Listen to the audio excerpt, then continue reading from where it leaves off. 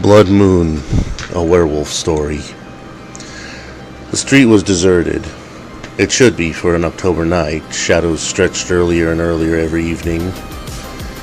It was deserted for a quiet street, where the neighbors kept normal hours, mostly keeping to themselves. The pounding on the back door shocked Sebastian Fisher awake, as he had just nodded off after a hard shift, scrubbing bedpans and changing sheets at the nearby hospital. A voice came through the door, echoing through the house. Sebastian? Sebastian, let me in, please. It took another moment for his foggy mind to identify the voice calling his name in the dead of night. He hollered back, "Just a minute." He tumbled from the bed, fumbling for the light switch. "Just a damn minute," he yelled again as the pounding continued. He staggered into the hall and to the back door, shuffling through his cheap little ranch house to reach the knob. By then the knocking had stopped. "Marcus, what the hell?" The door swung open and a heavy weight fell at his feet onto the stained kitchen linoleum. "Marcus?" Sebastian slid his hands under Marcus's armpits, dragging him into the kitchen proper. "Sorry if this hurts," the orderly in his brain muttered, "but you need to get the door shut." Now fully inside, he rushed to grab a blanket, not wanting his friend to go into shock. Even with most of the lights out, he could smell blood, and a lot of it. Maybe another clan jumped him, maybe he got hit by a car, but he needed help. As Sebastian finished wrapping Marcus in warm blankets and got a pillow under his head, he clicked on the light and grabbed the phone from the wall, started dialing. Before the voice on the other end could even say hello, he was barking. "Sebastian Fisher, I have Marcus Cicero here. He's badly injured, needs immediate medical attention now." He barely contained his annoyance as the voice confirmed his address. Yes, same place. You need to hurry. I don't think I can move him. There's a lot of blood." "An ambulance is on the way," was the last thing said before the call clicked off, and he hung it back in its cradle. He dropped down to sit on the floor by Marcus, gently shaking his shoulders. "Marcus? Come on, buddy, stay awake. What happened? Can you tell me what happened to you?" Oh, God, there was so much blood, it was hard to tell where it was coming from. "Sebastian? Hey, buddy. You're gonna be all right. Did you get in your fight with your ex again?" He forced a laugh. "You'll be..." Marcus's hand came up and gripped his wrist, cutting him off. "Sebastian," he wheezed, only one eye fully open now, the other caked in blood. "Vermilion cherry." "What? Marcus, what is..." "Marcus?" The other man gave a low, long exhale and didn't take another breath. Sitting on the cold linoleum floor, holding his friend's body, the utter dead silence became painfully deafening. Prying one hand free, he felt along the kitchen counter over his head until he felt the remote, hitting buttons until the little TV in the corner hummed to life.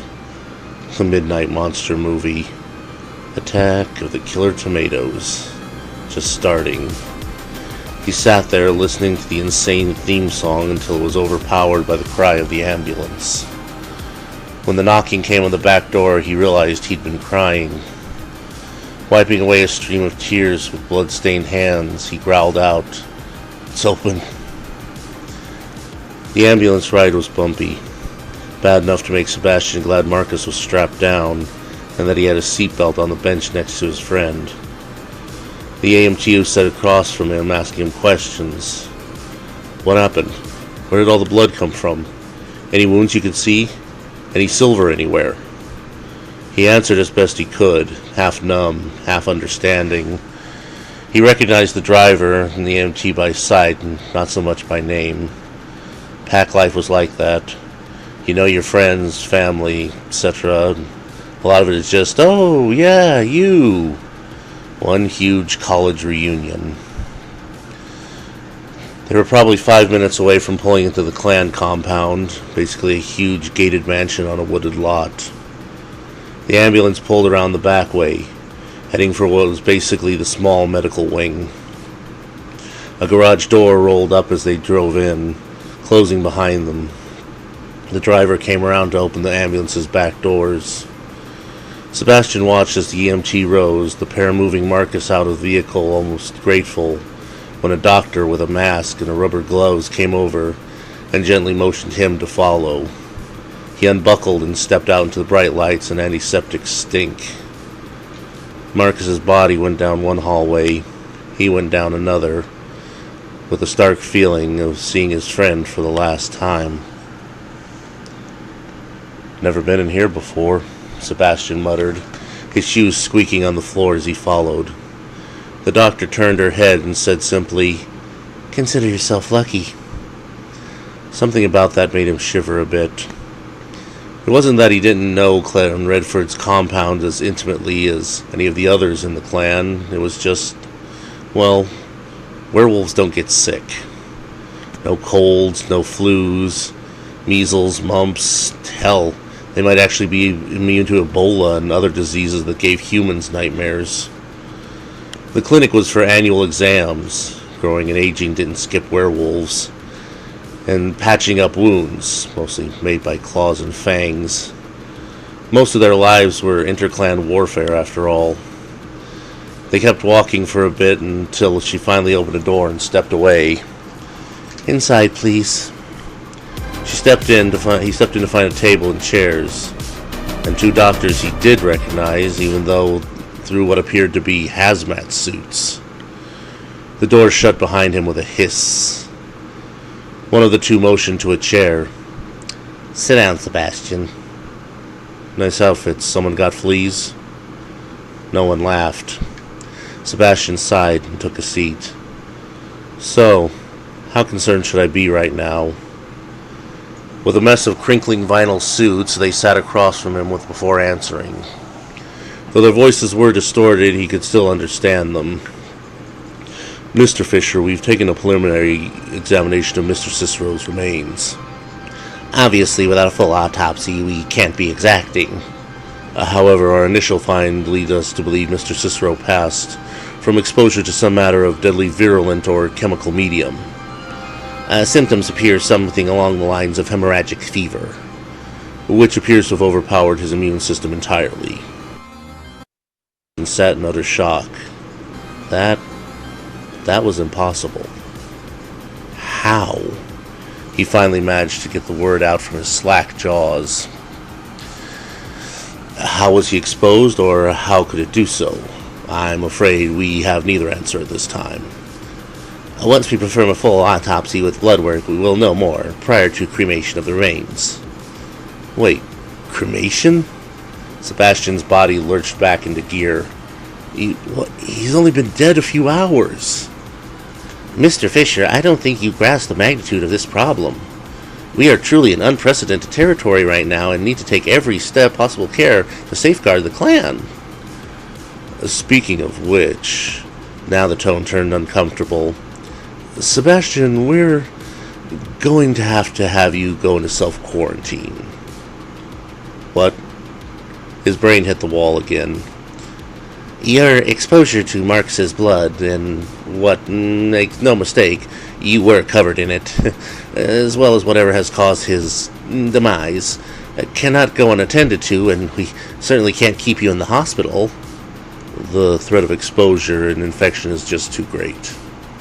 So we're requesting you self-quarantine until the virus or agent runs its course. It would also help immensely if you could contact us prior to the end, so that we might safely dispose of your own remains, if and when the time comes. Sebastian just started getting angry about how flippant these two were, because of his apparent upcoming death, when one word broke through. If. Wait a second. If and when? So you don't know for certain that I'm going to die. The doctors looked at each other through the sealed mask and then back at him. At this point, Mr. Fisher, we don't know much of anything for certain, save that Mr. Cicero is dead and his demise doesn't fit anything we've seen in the clan's medical history. So if I, what did you call it, self-quarantine and don't drop dead after a couple of weeks? Then we'll discuss moving forward.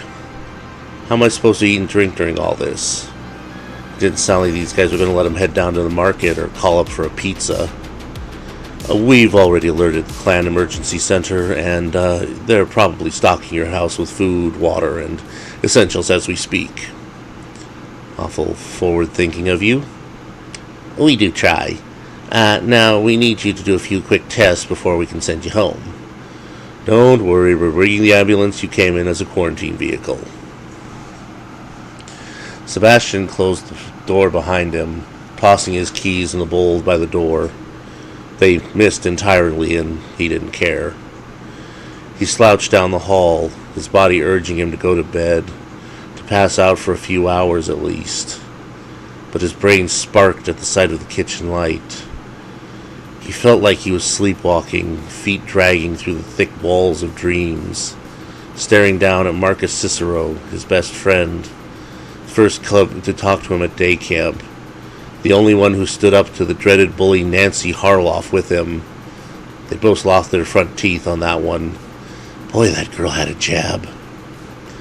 Staring at his still body, lifeblood oozing from him like a thick syrup. But he wasn't there. He was gone, his body into the flames of cremation, his blood rinsed and scrubbed and artificial lemoned out of existence. He eased back down onto the floor, resting his head against the nearest cabinet, resting a hand on that spot, etched forever in his mind, and drifted to sleep. The harsh light of day streamed through the kitchen windows, jabbing at his closed eyes. His head throbbed and ached with the feel of an impending migraine. Can we even get migraines? He muttered, not moving his head. Everything felt like his insanely new experience to him right now, and they just expected him to sit there and die. Lay on the floor, bleeding out like poor Marcus. Couldn't decide if it made him want to scream or cry, so he split the difference with a growl and hauled himself to his feet. No, they don't want me to wait to die. They want me to call them when I'm dying. He snorted a jagged laugh. How convenient for them. About an hour later, fresh from the shower and sitting at the kitchen table, Sebastian divided his mental power between sipping coffee, chewing idly on raw meat, not sure what kind, didn't care, could have been his own hand for all he knew, and listlessly playing with the keyring he'd been given with Marcus's sad few effects, along with a wallet with no cash, nearly overcharged cards, and his driver's license. He could see why they'd given him to him. The sum total of his friend's life was this. The keys jingled softly as he moved them with one finger. Marcus's keys. Keys to Marcus's place. Sebastian swallowed and his eyes widened. He flicked a look at the calendar, especially the day marked with a big circle. 2 weeks to full moon. Downing the rest of his coffee, he snatched up the phone again, pausing to remember the number, taking a deep breath, and dialing. His house was being watched. It made sense, seeing how he was being viewed as an infectious threat, and he was fairly sure they, whoever and however many of them there were, would never let him get more than a couple of feet from his door before herding him back inside. But now he had a plan. At the moment, there were actually 3 members of Clan Redfern waiting and watching Sebastian's house, and technically watching him. They'd been warned he was in poor mental state and to keep an eye on him in case he decided not to listen to medical advice, or cracked under pressure and bolted screaming for the woods. They were kitted out with catch poles, cattle prods, and a few other non-lethal capture devices, looking more like overpaid dog catchers than a strike team. One of the 3, a tall male named Fred, perked up from their card game at the sound of a vehicle approaching. Peering out from the camouflaged deer blind they were currently using to keep watch. Got incoming. The other male, Nate, a shorter man with a scar across his face, rolled his eyes. Yes, thank you, G.I. Joe. You calling or what? The female of the 3, Ula, sighed. Nate, could we pretend to be professional for 5 minutes? We did, when we first set up. Stood watch for a whole 5.5 minutes. Now I want to win some bacon money. Fred ignored them as the car, an older model Cadillac the color of, well, some kind of blue at some point, almost took out the mailbox. It veered around, the back stopping so close to the back door he was afraid it was going to flip over. Who the hell? Sebastian, you stupid bastard! I want my cassettes and I want them now! All three of them clapped hands to their ears, like someone just set off an air raid siren. Fred dropped the binoculars and shuddered. The hell? Nate snarled. What demon beast is that? Sounds like a banshee got a foot caught in a bear trap made of air horns. Ula sighed. I know that voice. That's Harloff. Who? She works down at the meat market. You think her voice is bad, you should see her chop meat. Well, why the hell is she here? I think she's his ex. Fred looked worried. Should we go down there? And what, stuff her inside with him? I don't hate the poor bastard, do you? Nancy Harloff pounded on the back door. Get out here, you prick! I want my damn tapes! Sebastian shuddered. Not because she was there, he'd called her, after all, but that voice, even in fake anger. Okay, great. Now, make sure the trunk's open. I'm gonna slip out real fast and jump in. Pound twice for yes. Ula winced. We're gonna have to do something. Fred nodded. It's gonna wake up the whole neighborhood at this rate.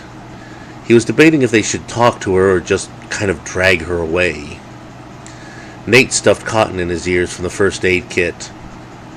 Of course we gotta go down. Can't just have a quiet job. Hang on, something's happening. Bam! Bam! What? I don't care if you're sleeping! You promised you'd return them weeks ago! Her voice covered the door opening, the sound of him racing forward, dive rolling into the trunk, and popping it shut again. He heard the door close before she started up again. Fine! I'm late for work anyway! But you better have them mail them to me, or I swear on my uncle's golden gloves! She gave the door a kick and stomped her way back toward the car, firing up the engine and peeling out. As the watchers on the hill sighed in relief, Nancy shook her head, looking in her rear view as if she could see into the trunk. I don't know why I let you talk me into things like this. Her voice, at a normal level, was less siren and more frustrated groan. Because you knocked my teeth out and then asked me to junior prom. Sebastian's voice answered back. Seriously, Nan, thanks. There's a period of quiet before she spoke again, her tone quiet and serious. Seb, am I ever going to see you again? She'd heard rumors of a quarantine and someone being super sick. And then her ex had called her up to sneak him out of his house. Sebastian shrugged and realized she couldn't see it. I don't know. I'll do my best to call you when this is over. Give you the juicy bits over lunch or something. Honestly, he wasn't sure he could promise that. He was pretty sure he wasn't sick. Almost totally convinced that there was something going on here. Something Marcus had been hiding. The problem was, like the doctors said, no one was certain about anything at this point. And he didn't want to drag her into something where she could end up like Marcus. Every time we do lunch, we either end up in a screaming match or bed, Nancy snorts. He smiled softly. Yeah, I like those odds too. He was pleased to hear her smother a laugh by turning up the radio. Sebastian dusted himself off, popping his shoulder back into place as Nancy's taillights vanished into the twilight. He hadn't really heard himself jumping out of the trunk behind the Big Bob's Burger, but his pride was more than a bit stung. He hopped the fence behind the burger joint and headed past the rear of a few townhouses before taking a random turn and heading for a nearby bus stand. He'd rather hail a cab, but the idea of making his specific scent harder to track was too good to pass up. He knew it was only a matter of time before someone came looking for him, either Clan Redfern for his health, or someone else for whatever really happened to Marcus. He hopped off the bus and, keeping to the shadows, walked the last 2 blocks to Marcus's row house. There were 1 or 2 people out and about on the block, but nobody gave him a second look as he headed up the walkway to Marcus's door. He pulled the key ring and picked one at random. No dice. Second key, same. 6 keys later, Sebastian suppressed a snarl. Why the hell was Marcus carrying around useless keys? Pocketing the keys, he switched around to casually look around as casually as he could, then pressed to the door and shouldered it open, pushing it closed behind him. He avoided the light switch, fumbling the little flashlight he'd smuggled out of his house during the Great Escape. He thanked God he'd remembered to change the batteries. It wasn't much, but between the little beam of light and his own enhanced night vision, it was enough to start making a sweep of the place. It was not very helpful. The entry hall had some boots and shoes in Marcus's size and a jacket left on a coat rack. He slid it on to cover his scent, and maybe to keep a little bit of his friend close. The kitchen looked a lot like his own, though with less beer and more fudge bars. Bookcases were mostly full of self-help books on surviving the corporate jungle. He vaguely remembered Marcus talking about being a middle management in some company, never very fondly, and a couple of novels. Lower bathroom found nothing but some bicarbonate, yes, werewolves got tummy trouble, super strong toothbrush and gel, and medicated shampoo. Search of the living room was more books, a lot of pictures of friends and family. Few had clouded his vision, tearful memories. A TV and a couch that looked ready to fall apart from overuse. Sebastian flopped down on it with a groan. He had a whole second floor to check, but for the moment, it all felt so overwhelming. Like he was just looking at the top of a lake and trying to count specific fish. His hand rested between the cushions of the couch and touched something odd. With a blink, he pulled out a small black book, the kind you'd keep your sweetheart's number in. Something was folded up and tucked between the pages. Flipping it open, he pulled out a folded pamphlet. He'd seen others on the kitchen table, lots of stuff about finding your truth, being the inner you, and other such uplifting verse. This one was different, though. The message was off-putting, unleashing your inner beast. It looked like it had been handled a lot, and had a phone number written on the bottom. He tucked both away and hurried back to the kitchen, snatching up the other pamphlets. 1 or 2 had a number written, but might not be the same. He froze as the handle of the back door rattled, and strained his ears until he could hear the click of lockpicks. Time to go. Tucking everything in his pockets, he half ran, half scrambled up the stairs, hearing the door lock click open even as he hurried, as carefully as possible, to the first floor fire escape. He waited, forcing himself to hold still, until he heard at least 3 voices whispering and the sound of somebody trying to open drawers. He forced the window and scrambled, almost falling, down the fire escape and into the darkness. The cab, he was too exhausted, not sick, to deal with the bus route again, dropped him off at a no-tell motel called the Blue Moon Inn, which rented rooms by the hour. Sitting on the bed after his second shower today, he ignored the sounds coming from the paper-thin walls and pulled out the black book. He planned to make sense of this, find some astonishing clue that set him on the right path to find Marcus's killer, and immediately fell asleep. Do werewolves dream of shape-shifting sheep? Hardly. For the few hours that he was able to sleep, Sebastian twitched and turned over. He dreamt of the full moon, of being so far from the compound, and of the beast tearing free. Marcus sat in the corner, blood trickling from his eyes like iron and copper-scented tears. "You don't have to do this, bro." His voice echoed through the mists of nightmares. Sebastian's only answer is a deranged growl.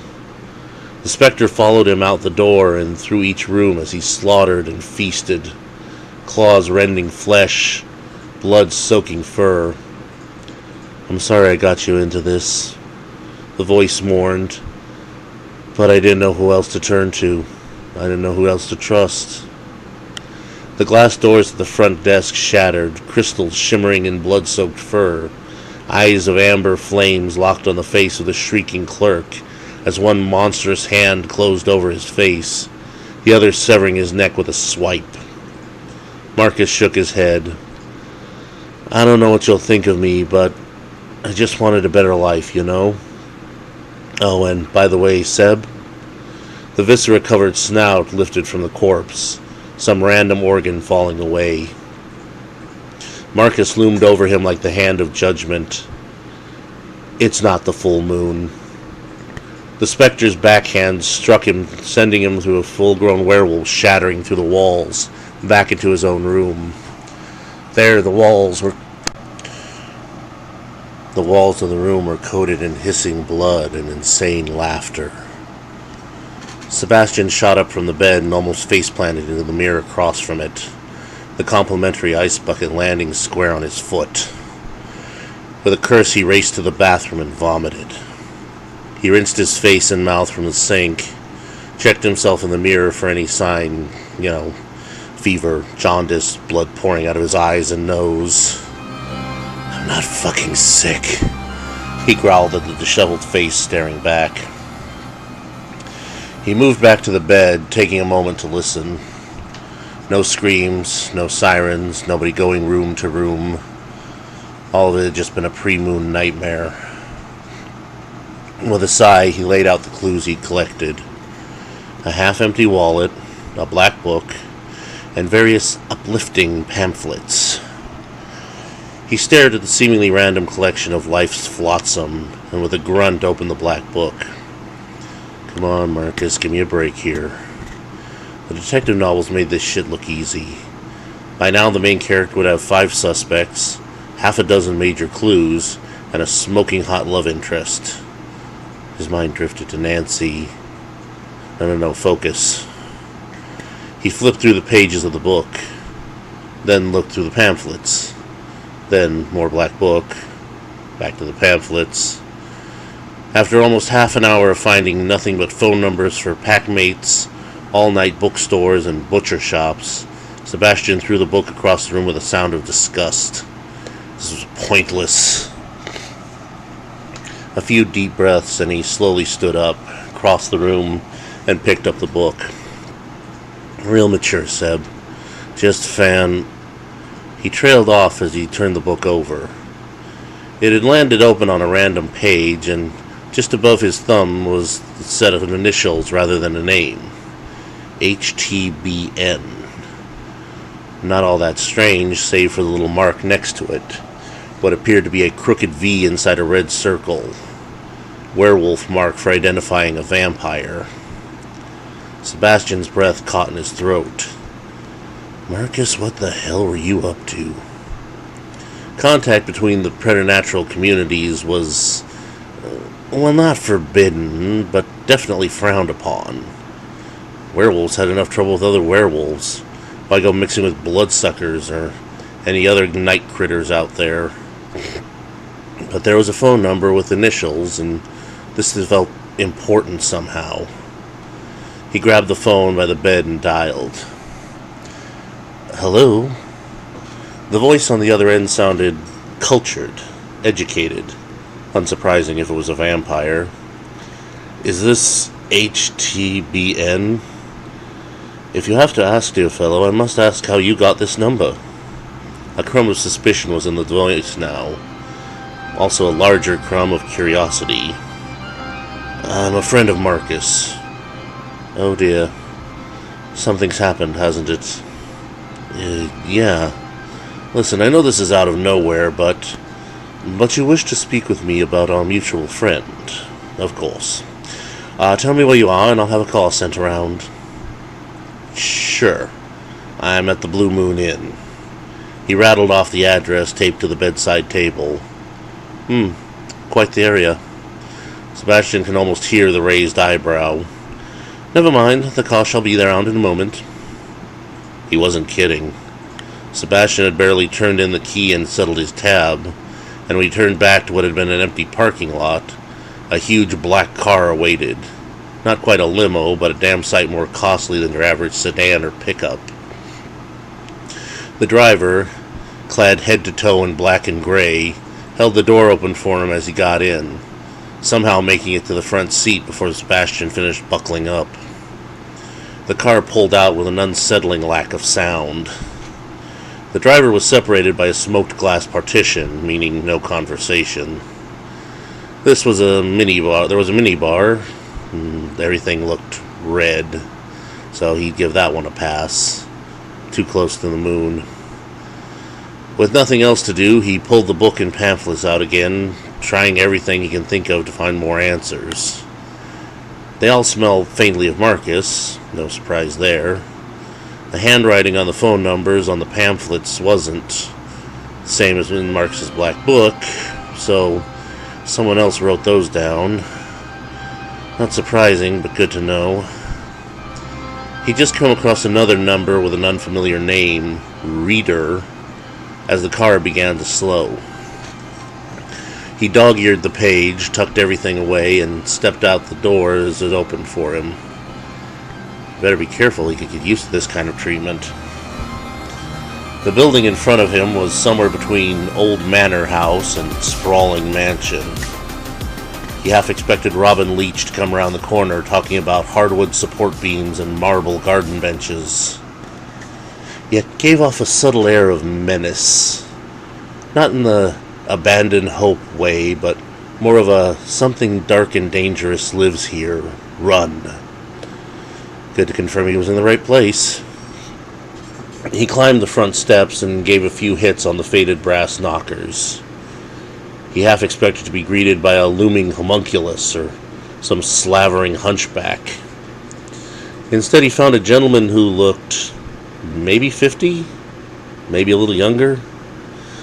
Between the way he carried himself, the inscrutable smile, and the touch of gray at his temples and beard, it was hard to tell. He didn't have a cape, but his suit was impeccable. Welcome. You wish to speak of Marcus. Enter. The corridor within led deeper into the building, a lack of sunlight made up for by an abundance of candles, sconces, and lanterns. Sebastian found himself seated in what was either the master of the house's office or a library. Either way, it was packed full of bookshelves. Not a speck of dust to be seen, meaning the master of the house was very well read. The chairs high-backed, facing each other across a small table. Allow me to properly introduce myself. Horace Tiberius Burton Nilbin, at your service. Bit of a mouthful. I'm Sebastian Fisher. A pleasure. Marcus mentioned you often. Strange. He never mentioned you. Nilbin only smiled, keeping his teeth hidden for the moment. So, what brings you here, dear boy? Sebastian reached for a glass of red liquid before him. He brought it up to his nose, taking a covert sniff. His werewolf senses tell him wine, not blood. No drugs, no poisons. It's a Burgundy. 587 to be exact. Made with grapes from the first vineyards donated to the Roman Catholic Church. Sounds fancy. Oh, very. Beyond priceless, really. So why serve it to me? One, to prove I wouldn't waste poison on a vintage so grand. And second, since I fear your news will be troubling, well, it will soothe. Sebastian sipped from the glass, half expecting vinegar. It was actually damn good. And now then, what is your news, Mr. Fisher? Sebastian sighed and put the glass down. I'm afraid Marcus has passed on. There was a long silence, and the other man took the delicate glass near him and drained it in one long drink, setting it aside. I see. I feared that was the case when you called, but I held hope. Stronger, please. Be positive. Sebastian's brows furrowed in confusion, then almost shot to his hairline as the glass was filled again, now with a liquor that was distinctly not wine of any form or age. Nilbin gave a wry smile, revealing his fangs at last. My apologies. The staff, you know. Everyone of Empire, with me for centuries, and I think they pride themselves on being unseen. Sebastian cast a quick glance around. There was a movement there, a whisper behind, maybe a door closing somewhere deeper in the house. Damn, they were good. May I inquire how our mutual friend met his end? I assume some lycanthrope conflict? Shadows forbid it was some mortal with a piece of silver. Sebastian shook his head. Neither. He apparently died from contact with some kind of, and I think I'm quoting here, highly virulent or toxic substance that made him bleed out of, well, everywhere. It was Nilbin's turn to raise his eyebrows. Well, that is... I fear words fail me. Yeah, me too. Actually, the words that come to mind are not possible, for our kind at least. What do your people say about this? They haven't a damn clue, or if they do, they aren't telling me. He snorted. They're being as secretive as vampires. Nilbin actually giggled at that, a high-pitched sound. Well, perhaps not that secretive, but I am surprised. You seem to suspect that they're lying to you. I got Marcus's blood on me when he trailed off, remembering holding the other werewolf, looking into that one eye as light faded from it. When he passed. They told me I'm pretty much dedicated to follow him shortly. But I don't feel a damn thing other than pissed. Nilbin surprised him by leaning forward and openly sniffing. His eyes lost their facade of humanity for a moment, becoming shadowy black marbles as bloodlust coursed through the ancient hunter, reminding Sebastian sharply of a shark going in for the kill. Rarely had he been this close to a vampire, and those eyes and the way the lips curled back ever so slightly over the fangs caused the werewolf to tense, ready for the fight of his life. Then Nilbin sat back, looking as human as could be, save for the way he drained half a glass of Be Positive. Finally, the vampire sighed and turned to his guest. Well, for the record and your own peace of mind, you do not smell in any way sickly or diseased. There is something there, something unusual. One might even be tempted to say wrong, but certainly not sickly. He took another sip. You may indeed have picked up something from Marcus's blood, but not something one would expect. Sebastian blinked and drained the rest of his glass, surprised and grateful to find it full before it touched the table again. Thank you. He raised the wine glass in salute to master and servant both, draining the second and then continued as he had set the third refill aside. 2 glasses of ancient liquid courage emboldened him to ask directly, I think Marcus was murdered. And I need to know how and why. Marcus was my friend, and someone is going to pay for this. Nilbin watched him for a moment, then raised his own glass in salute and smiled. Absolutely, Mr. Fisher. Utterly agreed. He took another sip of his drink before speaking again. Marcus and I met, 3 years ago in a bookstore downtown. Lovely place. What was it called? Brian's Bookery, that was it. How most charming. He was carrying this stack of self-help books that was literally staggering. I helped him to a table, we struck a conversation, and after that a rather nice friendship formed. We'd get together anytime he felt too overwhelmed by pack things, fighting, infighting, politics, that kind of thing. Sebastian blinked. 3 years. And his best friend hadn't mentioned once knowing a vampire? Hell, he hadn't even mentioned anything about those damn self-help books, or why he needed them. He found my lifestyle comforting in short bursts. Allowed him to rebuild his mental walls, I think. Charming company, very comprehensive reader, and the listener we need to be. Nelbin sipped his drink. I'm already beginning to miss him. Damn.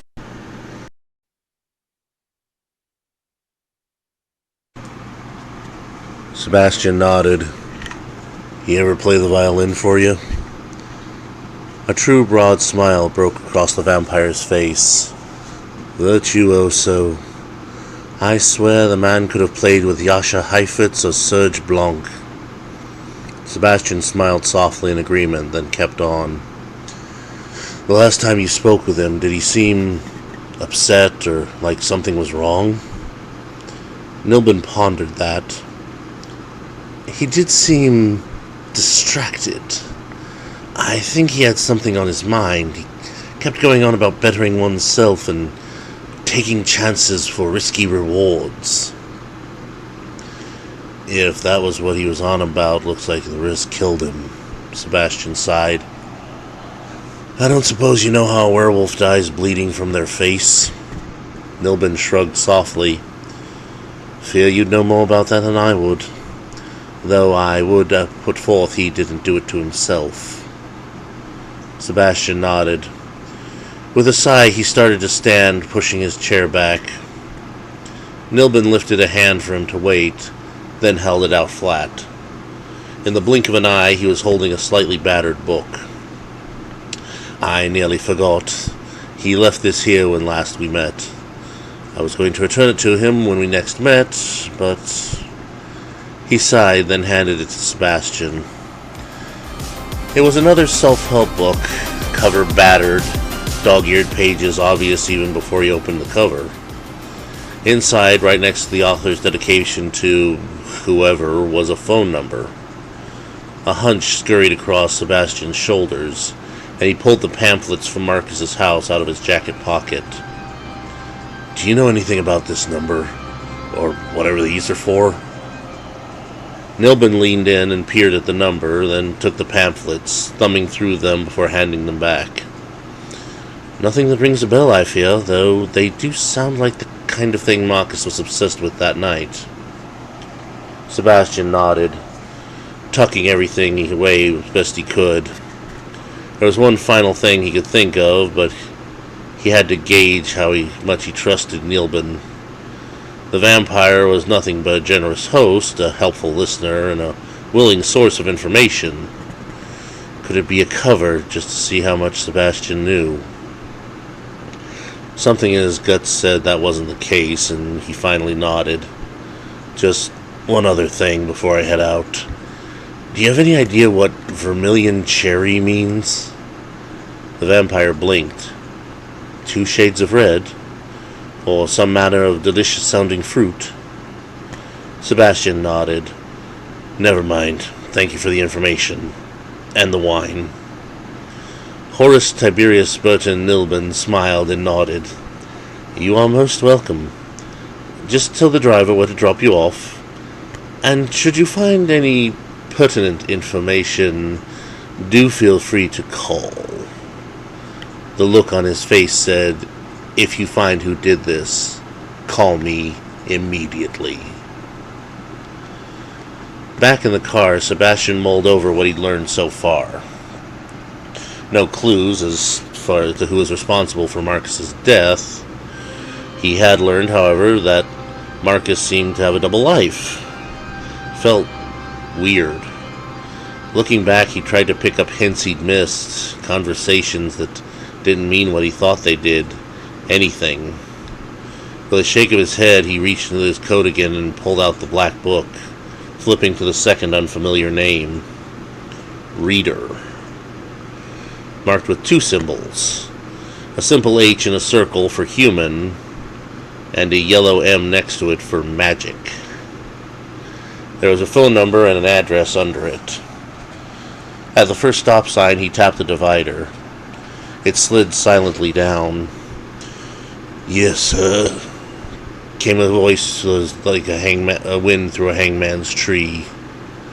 "Yeah, do you know any hotels near this address?" He held out the black book. There was a short silence followed by, "Yes, sir. Is that where you wish to be dropped off?" "It is, thanks." He tucked it away as the partition slid back up and the car rolled forward. The area they drove into was less upscale than Nilbin's estate, but a few good steps up the ladder from the last place he'd slept. Most of it was retail, shops, cafes, restaurants, and the kind of hotels that warmly welcomed tourists or family in town for a visit. The sight of people having sandwiches in cafes and burgers in pubs brought a growl from his stomach, a painful reminder he hadn't eaten since, yesterday? And a two-glass lunch of superfine wine was not doing it.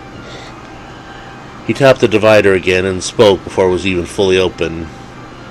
"You can just pull over here. I gotta eat something." "Very good, sir."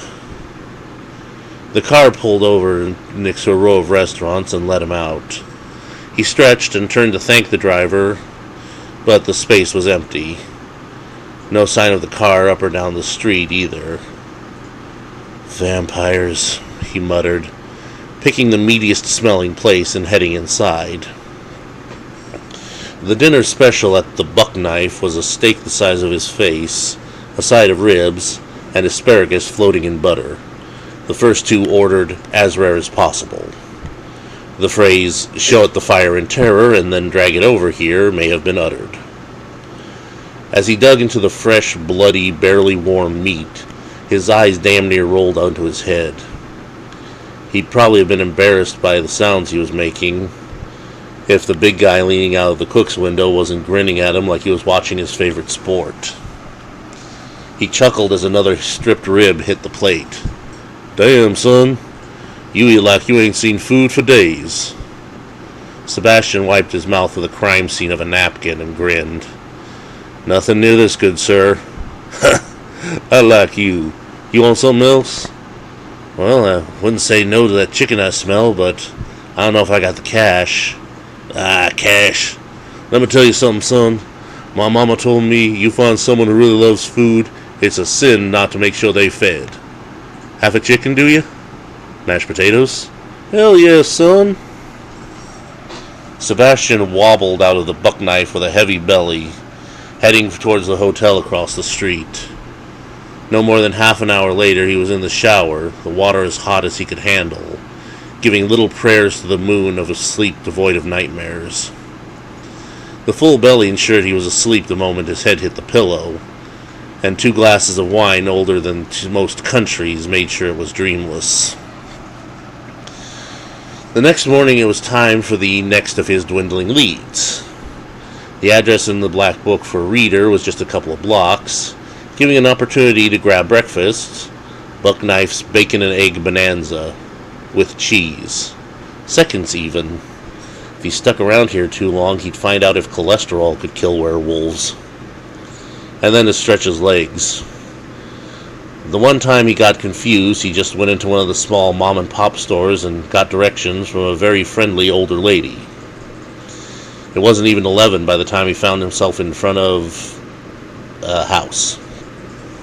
Not a mansion or a manor or even like a spooky end-of-the-alley store you'd swear wasn't there when you passed before. Just a house.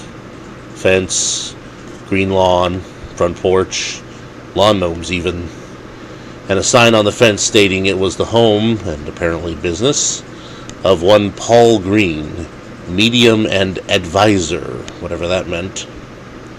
The phone number on the sign says, "Please call to make an appointment," was the same as the one he'd found in the Black Book, so Sebastian pushed through the gate and stepped onto the cobblestone path leading toward the porch, then froze. Every hair on his body felt like it was standing on end, and then every inch of his skin felt as if it was being examined under a huge magnifying glass. And somehow, he knew if this watcher didn't like what he saw, well, it wouldn't be good. After what felt like eternity, the feeling dulled. He took a few hesitant steps forward, then finally climbed the porch and rang the bell. After a moment, it was answered by... wow. The lady was maybe 5.5 feet tall, with that brownish red hair that reminded you of smoldering coals, and eyes so blue they were almost white. His eyes were almost forced to travel further downwards, taking in her pert form and the shiny, nay, sparkly outfit wrapped around it. It reminded him of something, but he couldn't quite put his finger on it. "Do you have an appointment?" Her voice clipped him like a bullet, knocking him out of his observation mode and back into reality. "What? Oh, no, sorry, but I'm afraid Mr. Green is not taking walk-ins today and is currently resting. Please call and make an appointment." She moved to close the door, and he jammed his foot in between, wincing at the power behind it.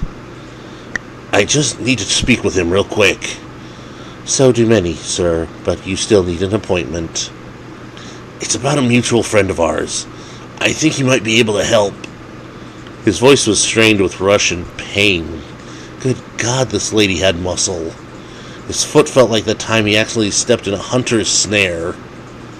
"Again, Mr. Green apologizes, but he is not taking walk-ins at..."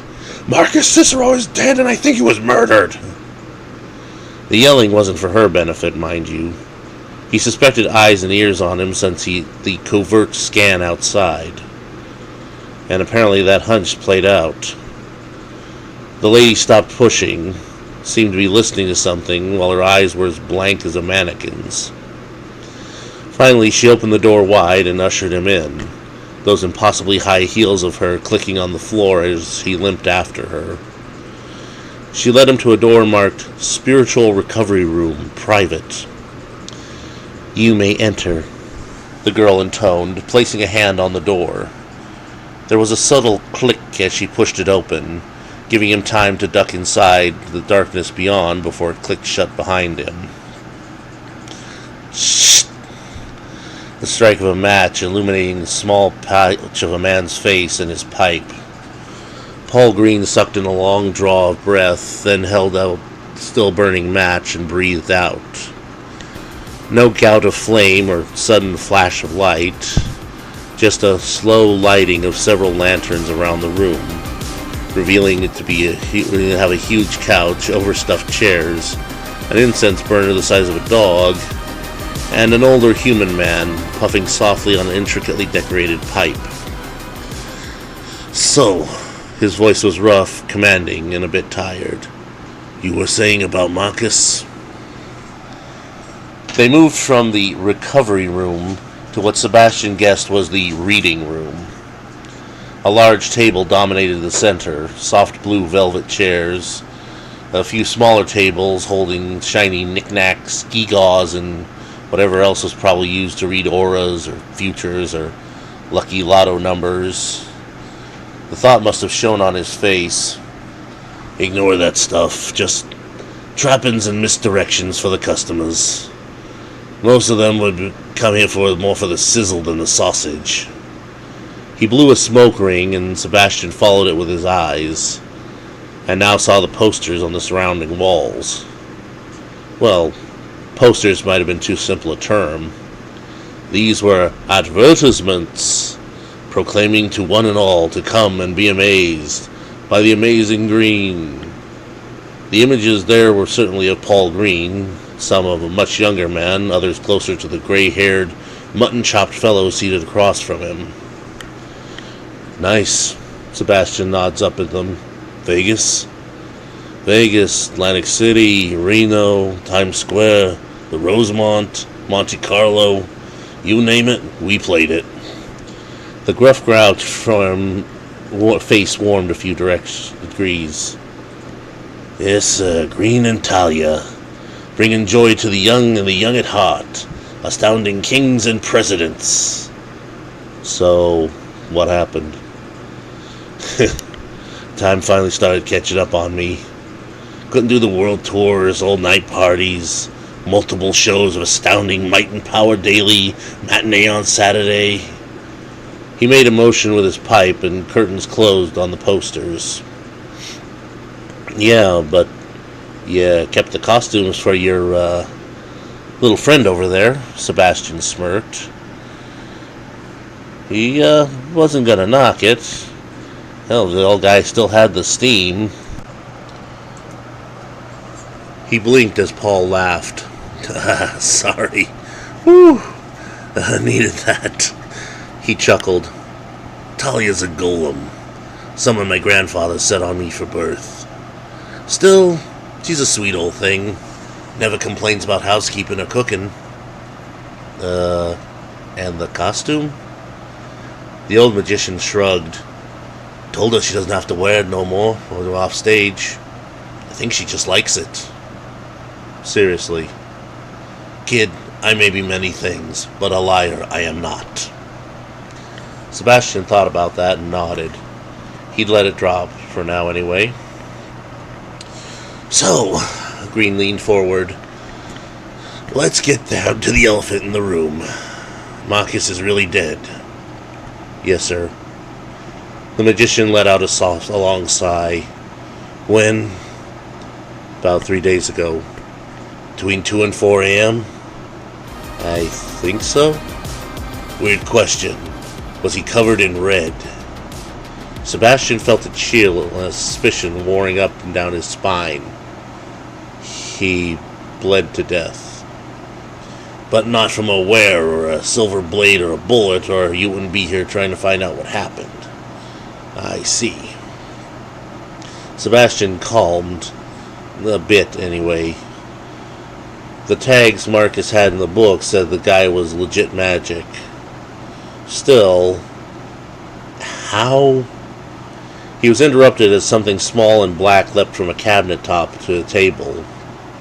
A cat, midnight furred and white-tipped ears and a tail, sat near Green and watched with eyes that had an unsettling intensity. Paul chuckled.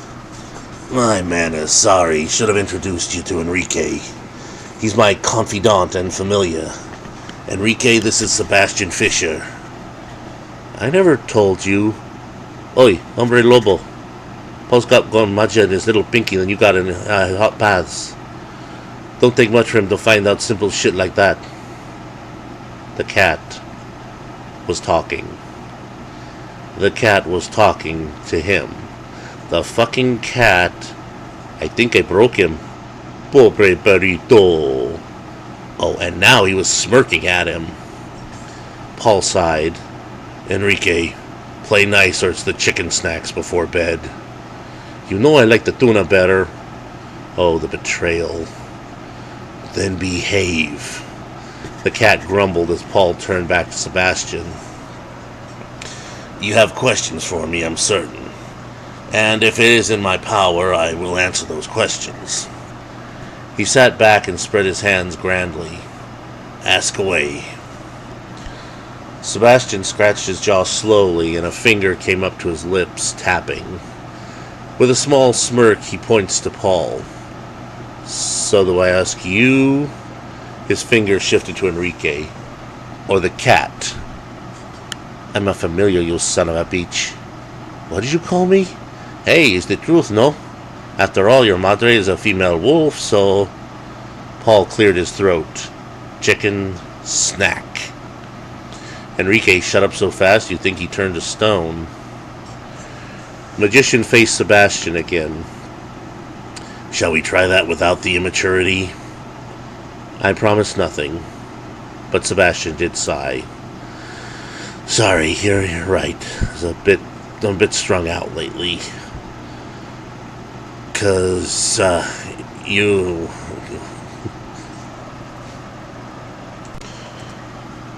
Because you one of those Red Moon crazy lobos, Enrique muttered. Sebastian froze. His eyes locked on the cat/familiar. That was it. He was going to strangle that thing. No one, but no one, was going to compare him, a proud son of Clan Redfern, to one of those crazed, clanless, ever-shifting dogs of the Blood Moon. Don't get pissed at me, you reek of them, amigo. That and that alone stopped him from reaching over. I reek of what? They're scent, man. I mean, of course they smell the soap you've been trying to get rid of it with, but yeah, you stink of crazy shifter. Sebastian turned slowly back to the magician. Do you know anything about Blood Moon werewolves? A bit. Probably more your clans would prefer. Werewolves born with a circular red birthmark on their back, able to shift unbound by the phase of the moon or even the light of the sun. He puffed the pipe again. Also apparently quite aggressive, with a tendency to attack other wares on sight. Sebastian sat back again. That was pretty dead on. They weren't common, maybe one birth in 100, but considered a shame and a danger to all werewolf kind. And he smelled of them? That was impossible. You didn't just become a blood moon any more than you could just grow wings and fly. Unless he got covered in blood moons, well, blood. But the only person whose blood... Wait, what does Marcus have to do with them? Paul puffs the pipe again. I fear to answer that question and many others would require me to share your friend's secrets, and then ask you to allow me into your secrets. Pardon? I did readings for Marcus for years. Advice on business, self-confidence, love. And your being here is already beginning to shed light on some confusions I've had with those readings. He sighed, smoke billowing out of his nose. I think if you would let me do a reading on you, a powerful one, we might discern truths from deceits. Sebastian stared at the smoke rising to the ceiling, then finally nodded slowly. Marcus is dead. His secrets can't help or hurt him anymore. But they might help me find out will it stop this from happening again. Let's do this. Paul smiled softly. Good answer. Sebastian had expected the old man to read his palms or the bumps on his head, get out a spirit board, that kind of hoo-ha. Instead, the magician, his familiar, and his assistant were a blur of motion. Putting this cloth down, that crystal where there, the stone here, lighting this, extinguishing that, different scents and colors of smoke drifting through the air, combining into a kaleidoscope of lantern lights and patterns. He half expected to be draped in silks and amulets, but instead they drew around him on the table, the chair he sat in, the floor, the whole thing in runes and markings. He'd have called it silly if the whole thing wasn't humming like on his supernatural senses like a tuned race car waiting to be shifted into gear. Paul finally sat down, dressed in a snazzy suit that shimmered softly. Talia stood stoically behind him, her serious face detracted by the huge plumed headdress she was wearing. Even Enrique was wearing a bow tie. In bad humor, but wearing it. Paul took a deep breath, sounding more like a tired sigh of someone returning to work, and half closed his eyes. His lips moved, but even to Sebastian's ears, there didn't seem to be any sound. And pretty soon, that silence seemed to be spreading, absorbing the soft sounds of life found in any house. No bumps, no creaks, not even a whisper of moth wings. It surrounded him, shifting with his own breathing, as he found himself unable to move. His skin began to goose flesh, and only now was he aware of not a sound, never a sound in this sea of endless silence, but a sensation, a movement, unseen brushing against him. He could feel himself starting to shake now. He needed this to end, needed out of this chair, out of this nightmare of nothing and nowhere, with whatever strange life forms were stalking him through it. He tried to open his mouth to scream as the presence was suddenly rushing toward him, and then the universe was nothing but screams, of every tone, every voice, every pitch and octave, from throats long gone and those never born. His flesh writhed like when he shifted, yet his bones didn't snap, his body didn't grow, but the moon was a flashlight, was flashing past his eyes, waxing and waning over and over, as howls became laughter, became tears, became every light and every shadow flashed past him. He could barely just pick out faces, voices, places. Too fast, far too fast. And then it stopped. The sound was muted, the silence shattered, and lights were back in their lantern. He was staring at a very pale Paul Green.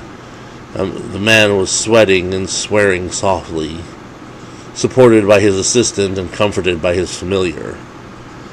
Their eyes locked. "I need a drink," the magician pronounced. "God knows you look like you could too." Without any further direction, Talia tip-tapped away. That moment was like music to him now. Sebastian opened his mouth to speak, only for Paul to raise a shaking hand. "In vino veritas, my friend," he all but whispered. "In wine there is truth." He smiled softly at the furrowed eyebrows. "In other words, booze first, then talk." That sounded damn good. And when Talia returned with a bottle of wine and several crystal decanters of liquors, he was damn tempted to kiss her. It was a few minutes, and a drink or two later, before either of them were in any shape to speak. Paul swirled the wine in his glass. "So, you want the good news first, or the bad news?" Sebastian rubbed his face. "Hell with it, good news. You aren't sick. Well, you aren't melting from any weird chemical weapon, and neither was Marcus." "The hell is the bad news?" "It's so much fucking worse than that." Sebastian downed his drink, he was pretty sure it was whiskey, refilled, and nodded for the other to begin to proceed.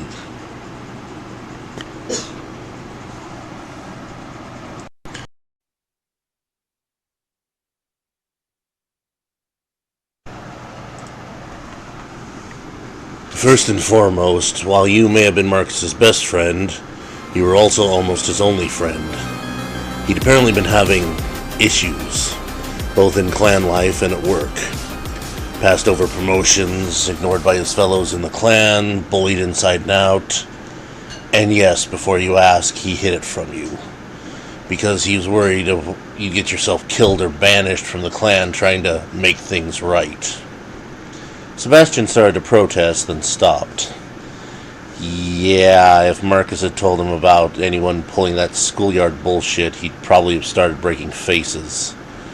And the image of him dangling Marcus's boss out of a window by his ankles wasn't hard to picture either. Paul nodded. He tried self-help books, self-confidence seminars, consulting me.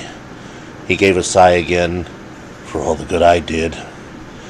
Then apparently he was found by some very sympathetic werewolves. Those pamphlets of yours were apparently for some kind of meet and greet of theirs. Lots of promises given, of course. asked if they were satisfied with their lives, how others treat them, being alone while others found love and mates. He sipped his wine. I gather they're preying on wares like poor Marcus, those who feel disconnected or disenfranchised by their clans and their lives. Those who got talked around enough, they were given a time, a place, and a code. I can't speak for any others, but they promised Marcus he'd make him alpha among wolves, a real powerhouse, that no were or mortal could dare look down upon or ignore. Paul shook his head. You have to believe me, Marcus never discussed any of this with me, and he hid so much about himself during readings. Sebastian sighed. I know, Mr. Green, I know. I'm supposed to be his best damn friend, and all this is news to me, too. He groaned. I imagine you saw more. Blood is a very powerful medium for a reading, especially the past. From what I can see, Marcus went where he was told, spoke the code, and was ushered into some sort of makeshift laboratory. What? He saw others, people from the meeting he'd attended, most writhing on the ground in agony and blood, but a few in full transformation, outside the full moon. No. I fear your blood mooners have discovered a way to spread their, unique traits. Not fucking possible. Well, not 100% so anyway. They managed to inject Marcus before he threw a beaker of something at them and managed to break out the back door. His mind was getting hazy, disjointed, and at some point, I think he knew he was dying. His last thought seemed to have been to reach me. Indeed. He needed the world to know what the blood moons were doing, what they are apparently capable of. Sebastian put his drink aside and buried his face in his arms, resisting the urge to scream. The world had stopped making sense. I know this is overwhelming, but Sebastian, you need to contact your clan now. Hell, you need to contact all of your clans now. The were lifted his head. What?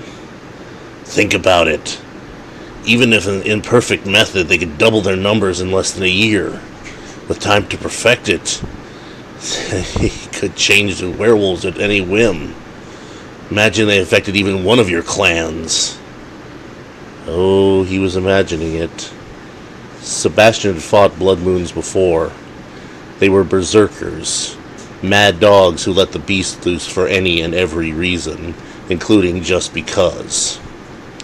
Marcus knew this too, and it seemed that, thanks to Paul's serious reading, the logic printed a grim, blood-stained picture for him. Damn. It would be a werewolf apocalypse. And who would they leave standing? He got to his feet, his mind racing in 100 directions. I need to go. I have to get to my clan, to the doctors, the elders, all of them. Hell, hope I can make it in time. Paul nodded. Be careful, my lupine friend. We don't know how much the blood moons know about your progress, and the word needs to spread ahead of them. Sebastian gave the man's hand a quick shake before hurrying outside. Maybe he should find a payphone. No, too public. He'd have to show up in person. They'd never listen to this kind of talk over the phone. He tried not to knock anyone over as he hurried down the street, taking an alleyway for a shortcut to the nearest taxi stand. He was halfway down that alley when he heard the first growl. A quick look over his shoulder and his stomach dropped. 2 huge wolves were padding down the alley after him. They were so large they barely fit in together in that narrow space. Combine the size, the obvious intent on their face, and the fact that, wolves don't hunt in cities, this told Sebastian how screwed he was. 2 blood moon werewolves in full pursuit. He picked up his pace, trying to remember if the cab stand was on 5th Street or 2nd Avenue. Maybe he could use the other alleys to break pursuit. Maybe... A huge fist swung into view as soon as he shot out the end of the alley, connecting almost perfectly with his jaw. He staggered, and suddenly a heavy cloth was over his head and his wrists were zip-tied. His last thought before being hurled into what felt like the back of a van was, right, wolves hunt in packs. There was no real sense of time. If he moved or spoke, he was kicked or hit with something that felt like a metal bat. The van rumbled on, and there was no occasionally stopping, maybe for fuel or long lights. The next thing he knew, they'd stopped, and he was being hauled up like a fresh ham, barely qualifying as cargo. They dropped him on what felt like a gurney or a hospital bed. The zip ties were cut and replaced with what felt like heavy leather straps around his wrists, waist, and ankles. Finally, the bag got yanked off his head.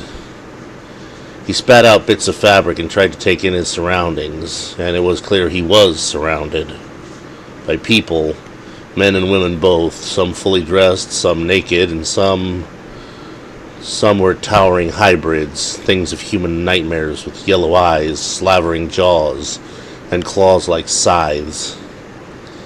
The table was also jostled by more giant wolves passing here and there, everyone apparently wanting a better look at the new meat. Quick decision time. Act smart or act dumb.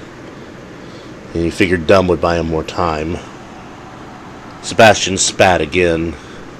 So who the fuck are all of you? For some reason this was hilarious to the surrounding mob. Humans laughed so hard they had to lean on each other, hybrids and wolves barking and yelping in what was obvious glee. He used the moment to take in their scents.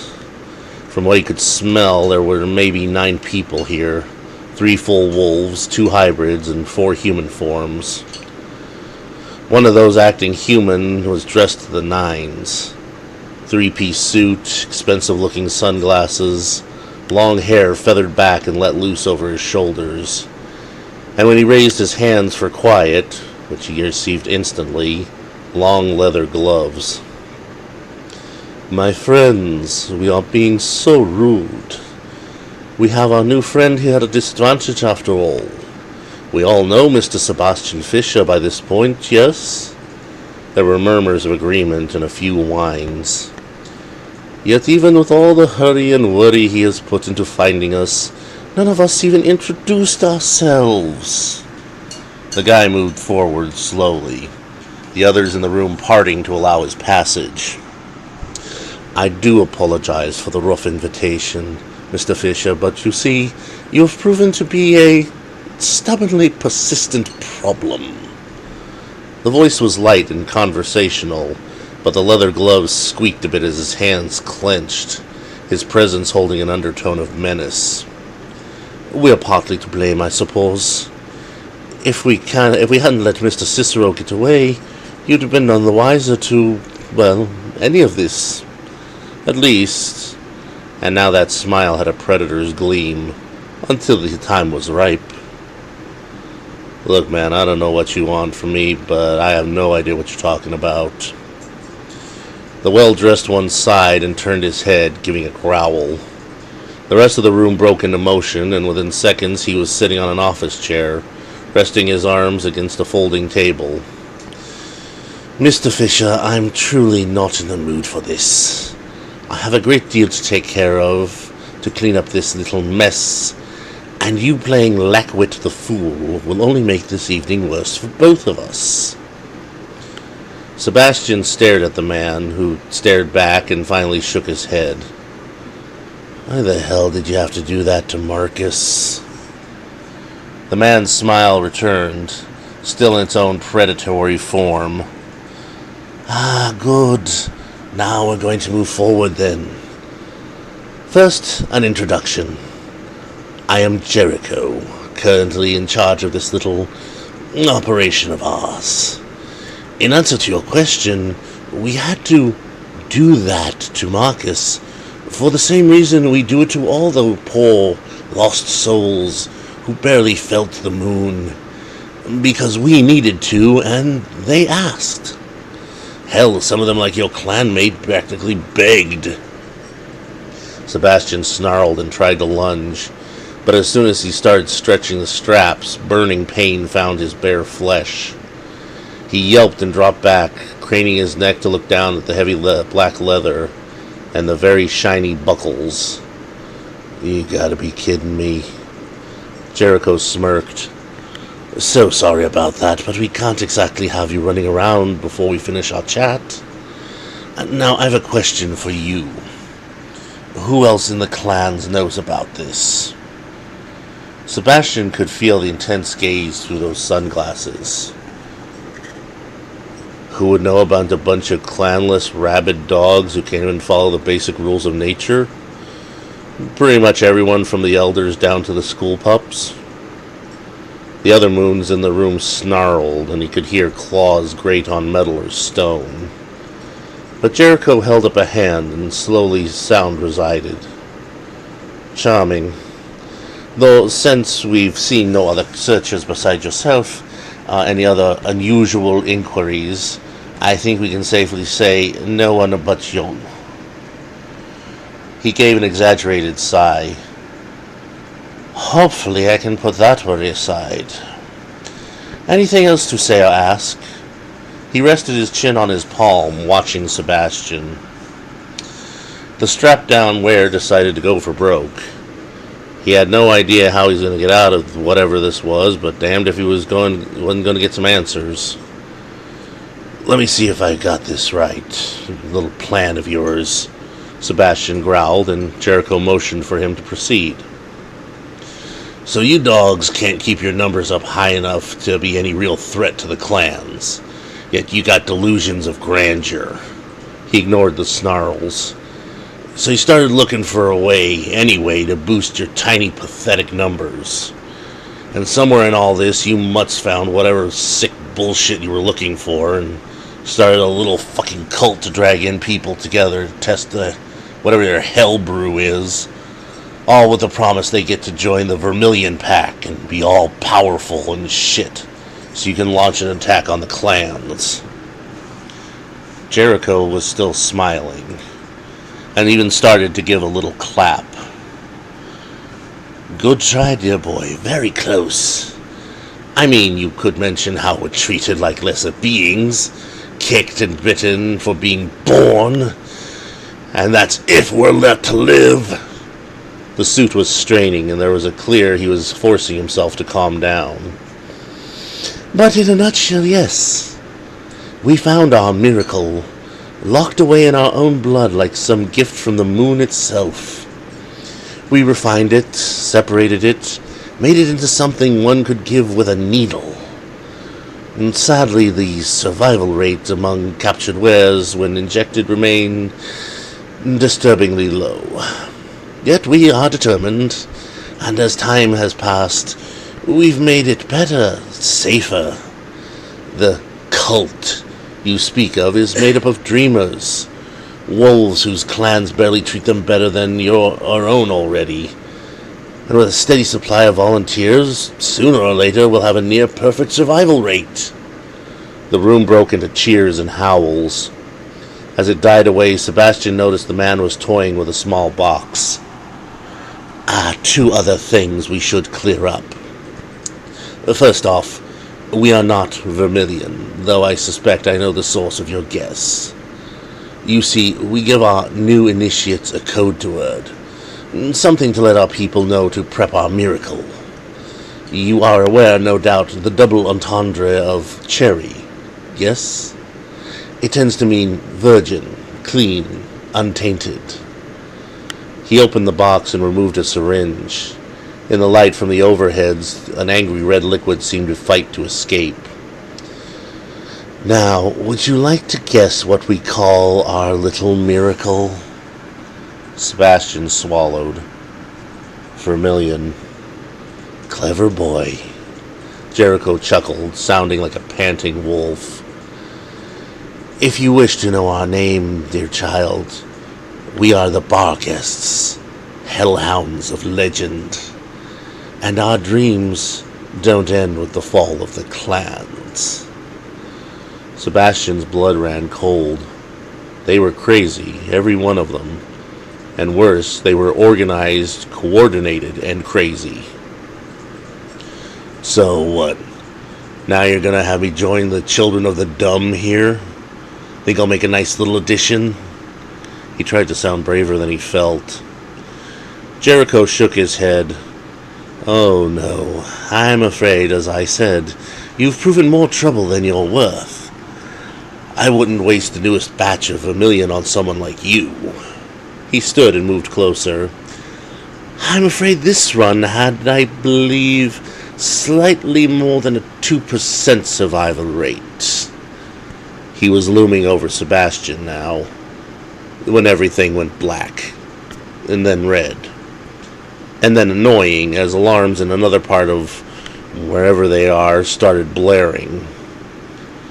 Oh, for fuck's sake, Jericho groaned. Can we go 1 week without somebody screwing something up? He placed the syringe back in its case and tossed it on a nearby table. Well, what are you all waiting for? Go find out what the problem is.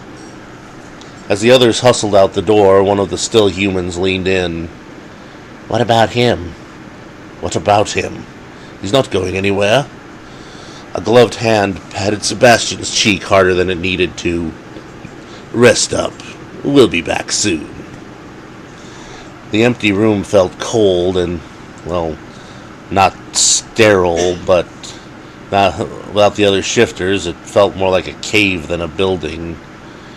He strained his ears to listen, trying to think of a way out of here without burning the flesh off with silver. Wow. When you Lobos get weird, you go all out, don't you?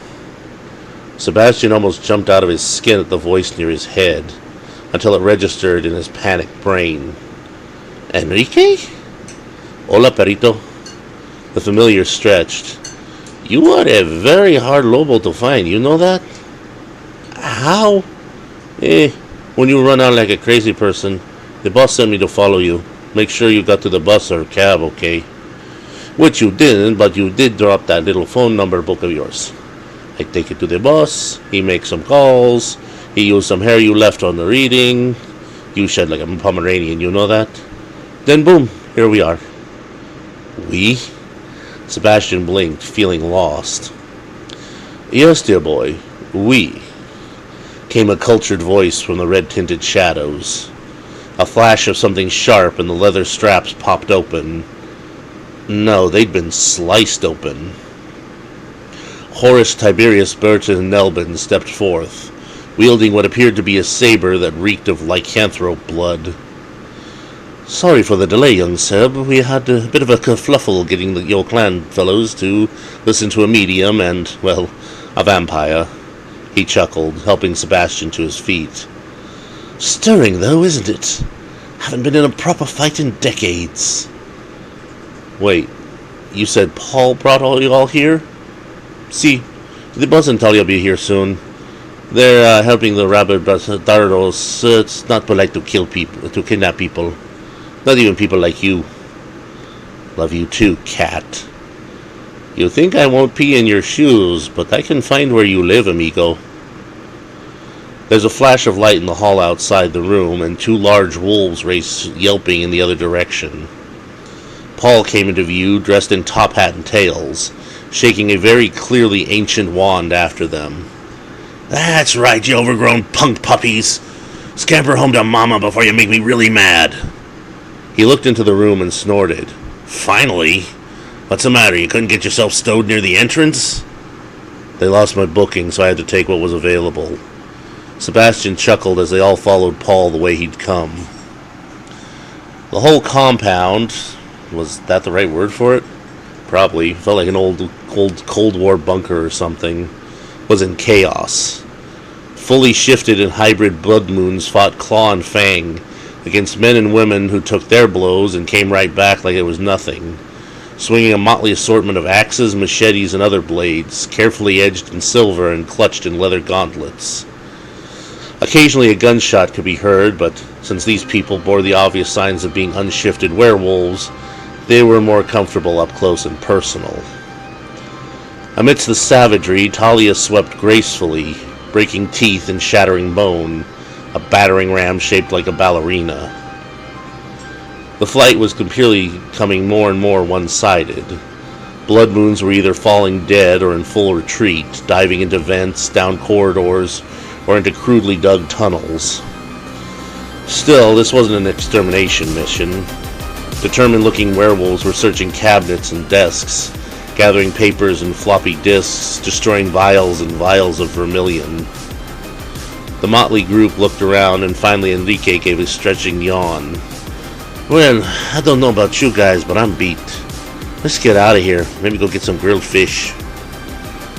They were halfway down what was apparently the exit hallway when the door to their left exploded, and a hairy form slammed into Sebastian, carrying through the two-way mirror and out the door the other side of the room, crashing into a fire extinguisher before slamming him against the ground and then back against a wall. Jericho's voice, warped by the half-shifter form, snarled, "You! This is all your fault! Everything was perfect!" Each yelled word was punctuated by a crashing fist or a slashing claw. "You ruined everything! Our dream! Our miracle! Our grand experiment!" Sebastian's hand closed on a jagged piece of metal stuck in the wall. With a roar, he broke free and stabbed it hard into Jericho's belly. "You killed hundreds of innocents. And you killed my best friend!" He ripped upward, sending the blood moon staggering backward, until a silvered blade pierced outward from his chest. Nilben's voice is a venomous hiss. "Our best friend." He kicked the writhing monster from his sword, to land at Paul Green's feet. The tip of the wand burned blue. "You son of a bitch!" The body of Jericho, leader of the Bargists, burst into flames hotter than any blowtorch, reduced to ashes in moments. The three of them stared at the smudge of ash that remained, before the vampire slid a supporting shoulder under Sebastian's arm. "Come along, lad. Time for you to see your doctors, I think." Yeah, that sounds good," Sebastian breathed as they resumed their journey outside. It wasn't hard to find a doctor. Every one of them from every clan was camped out at some kind of triage village near the front door of the compound. There was a small delay when the guards tried to stop Nilben and Green, but a quick radio to the head of the camp, and Sebastian found himself getting the worst of his wounds patched and bruises treated. He could probably have just gone home and let his werewolf healing take care of it, but his arm felt like shredded cheese, and they'd had to reset a couple of bones that had healed in funny positions just from that beating. Worse than having bones rebroken or slashes cleaned, however, was the conversation he was having with the Clan Redfern doctors in front of him. Even without the hazmat suits, he recognized those faces. "So, think we can put a stamp on not infected box of my medical records?" he snarled. "Oh, we knew you weren't infected." "Pardon?" "Indeed, Mr. Cicero's untimely demise was part of a small but increasing trend of deaths we in the Interclan Medical Corps could not explain." "We told you the quarantine to buy us time to see if you were trustworthy enough to be informed of the truth." "We never expected you to pull a runner." "But once you did, well, we put a tail on you, hoping perhaps you could shed some light on the matter." Sebastian scowled. "Wait. If I were being followed, how'd I get grabbed?" They looked sheepish. "We're afraid we were switching watchers when the Blood Moons made their move." "Apologies. To make up for it, we strenuously added our support to your allies when they needed to track you." "And really, it all worked out in the end, didn't it?" Sebastian wanted to argue, scream, or just take a swing at them. But right now he was sore and worn out. All he could do was nod and let the nurses finish patching him. The trio, plus Enrique, climbed in the back of the large black car, silently rolling down the hill. Nilben was helping himself to a drink, while Paul rested his eyes. Sebastian stared out the window, trying to wrap his head around how fast everything went so crazy so quickly. He blinked as a glass pressed softly to his hand. He was about to object, but Nilbin smiled softly. A liqueur, I assure you. Paul opened his eyes and took one as well. When they were all holding the glass, the vampire raised his. To Marcus, I thank you for all the hours speaking of books, authors, and poets. Rest in peace, my friend. Paul lifted his next. To Marcus, may you finally find that dream pine grove of yours. Sebastian stared into the glass and finally lifted it. To Marcus, sorry I was blind before. I miss you, brother. Skål. They drank a bittersweet goodbye. They dropped him off at the house, but only after promising to go book shopping with Nilbin that weekend, to the flea market with Paul next week, and they'd all get to dinner when they found time. Promises he would be more than happy to keep when the time came. He went inside, closed the door, and made sure no body was hiding in ambush. Hey, paranoia, what can you do? And finally flopped into a big armchair. He stared at nothing, appreciating the silence. Finally, he got up, got a tape recorder and a tape from the hall closet, and set it up. Epilogue in his own words. This is Sebastian Fisher. I'm sitting at home right now, listening to the thoughts race in my head. So to ease them, I could either write them down or record them. I guess you know what I picked. I suppose I should start with this. I am a werewolf, one of many. We are older than mankind itself. We are the creatures of earth and legend, part flesh, part spirit, part beast. And we live, work, and breed right alongside human society. We have been fighting each other for decades, the clashing of 5 clans, a blood feud deep in our race, so unable to accept each other. It was a war for territory and eternity, and it raged as on as each generation came and passed. But then among our brood came those born with the symbol of the blood moon on their skin. And those dogs could change at will, not like the old ones that needed a full moon and a clear night. Their numbers were low, however, maybe 1 birth in 50 reaching adulthood. Sometime in the past few years, they discovered a way to spread their traits through the transfer of blood.